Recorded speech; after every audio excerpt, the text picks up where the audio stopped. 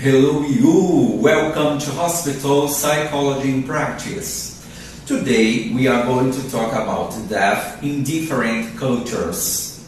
The psychic world is also made up of socially constructed beliefs and rules. In this way, the idea of death acquired in their cultural environment interfere with their behavior towards it.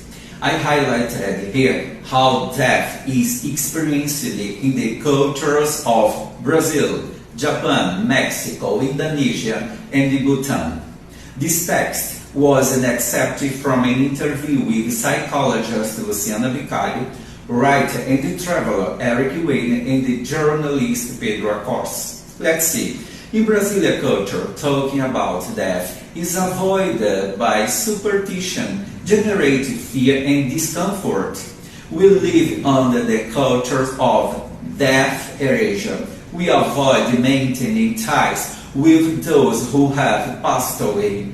Mourning is marked by suffering and pain. In Japan, the coffin is filled with flowers, personal belongings of the deceased, coins, and their favorite foods. A banquet of drinks and food is offered at the wake. Rituals are expensive like cremation. The emphasis is not on sadness, but on the passage to the spiritual world. In Mexico, in a carnival atmosphere, the Day of the Dead is celebrated. Death and mourning in Mexican society means party, reunion, and celebration for 48 hours between the 1st and the 2nd of November. The departure represents confirmation that we will always be close to those who passed away. De La Flaca School, also known as Santa Muerte, was banned by Catholic Church, but continues to be worshipped. There is a desire to confirm to the dead that all is well with the living. Therefore, there must be joy, music, drink, and food, a celebration of life. This ritual is a contrast to the idea of Christianity, which advocates mourning, crying, and silence.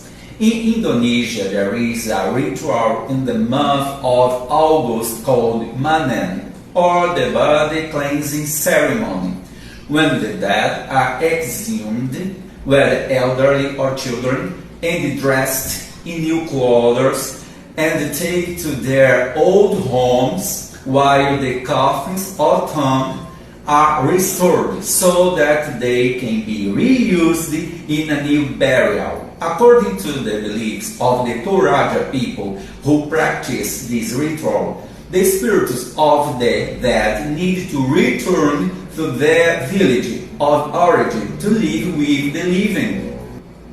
In Bhutan, countless rituals are performed that constantly remind everyone of the inevitability of death, instilling a deep appreciation for life at every moment. For example, think about death at least 5 times a day.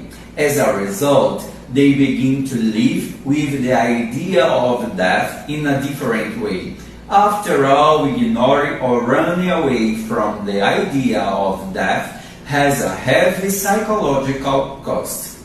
The constant practice of remembering the dead challenges nostalgia and keeps the connection with those who have passed alive. There is a lot to learn from this Bhutanese culture, don't you think? Ultimately, our way of dealing with death was learned in the social environment. Of course, the separation that death causes is painful. We are human, but each culture will create a way of experiencing this pain. At the next meeting, we will talk about grief. Until later,